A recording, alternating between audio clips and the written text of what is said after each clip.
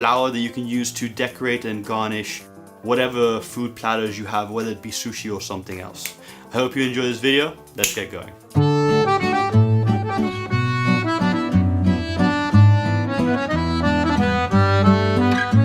Okay, start off by taking a Daikon radish, which is a big white Japanese radish. And you just want to cut a block off 7.5 centimeters long. That's 3 inches. And then just peel the skin off your block just by dragging the knife across the surface of it, just like this, up and down until you get all the peel off, just like so. There we go, great. Now take a carving knife and divide the top of your daikon block into 5 even segments. Just like this. Very smooth, soft trace cuts at the top. And now you just want to extend those trace cuts along the side of your block so that you can use them for later. Okay, once you've done that, you just want to cut a small little notch in between 2 trace cuts as a guide. And then you just want to cut a smooth, soft curve going towards the trace cut on either side of the notch, just like this. And that will be the trace of your petal. And you just want to do that all the way around so you end up with 5 equal sized petals.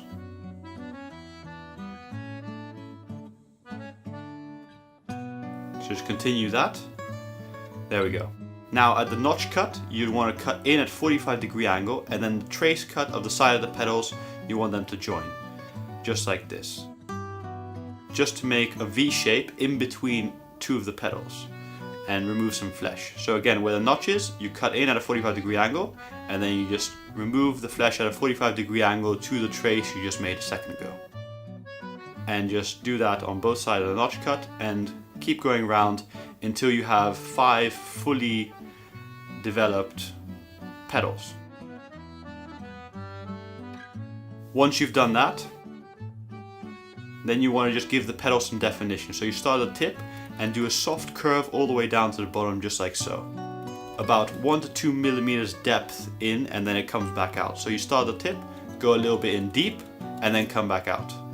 And that gives it a little bit more 3-dimensionalness to the flower, instead of just a straight side. So in and back out. Okay, so now to cut out the petals. What you want to do is just take your knife and go about 2 millimeters in and cut down to the joining point of the 2 petals. And then cut some flesh behind it at a 45-degree angle, joining the earlier cut and removing that flesh. Just like this. Again, you just want to cut 2 millimeters in and go down until the joining point of the petals. And then this cut you want to be very careful to not overshoot, because if you overshoot you could ruin the petal and you'd have to restart. So be very careful when you're cutting it. Just 2 millimeters all the way down, and then make a joining cut at 45-degree angles to remove some flesh behind it, just like this. And do that to all 5 petals. And once you've done that, you just want to put it on its side and remove a little bit from the top center because it's a little bit too high. And now you've got this pentagonal shape in this core, which I want to round off the corners. So I'm just going to cut here all the corners off it in the center core and just smooth them out a little bit.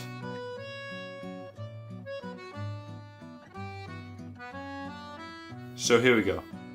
Now to cut the petal, you just carve into it just like this and turn. And then just behind the petal, you just want to remove a little bit of flesh just like this and then pull that part out. And now for the next petal, because it's a little bit pointy, I'm just going to round it out with a knife. And then I'm going to begin my next petal just overlapping the first one, just like this. And then remove some flesh again behind it and pull that out. Just like so. And continue this pattern going all the way around until you get to the center of the core of the flower. Just again, cut the petal and remove the flesh, and overlapping sequence. And as you get closer into the center of the flower, you're going to want to make the petal smaller and smaller because it's going to be less and less space and it's going to be more realistic that way. So it gets a little bit more difficult, but just keep doing it. And at this stage here, I'm just going to round this off a little bit. Okay, and then I'm going to cut my next petal.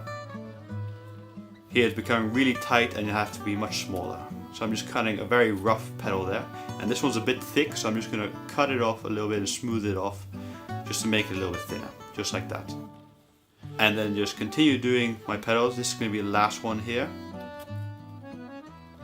Really tight, just try to get the best petal you can, and there you go.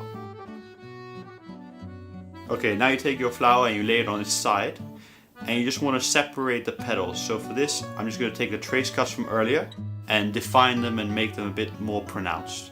So for that, you just cut into it, and then at a 45-degree angle from one side you cut in, and at a 45-degree angle from the other side you cut in, and you create a little thin line going across that is very visible. So just do this for all the petals so that they're all separated and you can see the difference between one and the other. Great. And now for the bottom, I just want to round it off. So I'm just going to cut at a 45-degree angle, about 1 to 2 centimeter thickness here, and go all the way around so that I get some curvature on the bottom. Now it's still pretty angular, so I'm just going to remove a little bit more and now curve it off by dragging the knife across really forcefully and just removing a little bit of flesh, just going all the way around. Once you've done that, you've got a bit more curvature at the bottom, which is more realistic and lifelike. Okay, now take some beetroots and make some beetroot juice. And now you're going to use this to paint your flower. Now take a paintbrush and just lay it on the top of your flower. And the idea here is just to have more emphasis of color at the top and then dyeing down into a white. So just lay on the beetroot juice at the top and the sides a little bit, and make sure you don't get any on the bottom of your flower. So here again, just lay it in there. Don't worry about adding too much. There's not really a risk of doing that. Just keep laying it in and just try to avoid putting any on the bottom. Now that it's more or less covered, you just want to take this and rinse it underneath a tap just to soften that color up, because we added a lot of beetroot juice there and it was very, very emphasized. Now you've got a beautiful light pink at the top going to a nice white, and now I'm just going to add a little bit more on the tips just to give it some contrast. Now on the outside you can use your finger to just brush in and just shade it in so that it's not too strong, and so it sort of dies down from a hard pink to a soft white. And there we go, that's it. Now just to present it, you can lay this on a little bit of parsley. Just make a little bed of parsley going all the way around, and then just lay your flower on top. Done.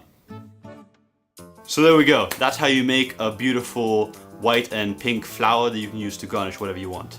Now you can make the flower out of whatever you want. It doesn't have to be daikon. You can use potatoes or carrots or anything really solid that you can carve into. Now regarding the inside of the flower, I know it's a bit hard to see with the video because it's white and very bright, but I made a carrot rose before that used the same sort of technique. If you want, check that out by clicking on the top left corner of your screen, and you can really see with the carrot how to carve the petals more effectively. Thank you for watching. See you guys next week. Goodbye.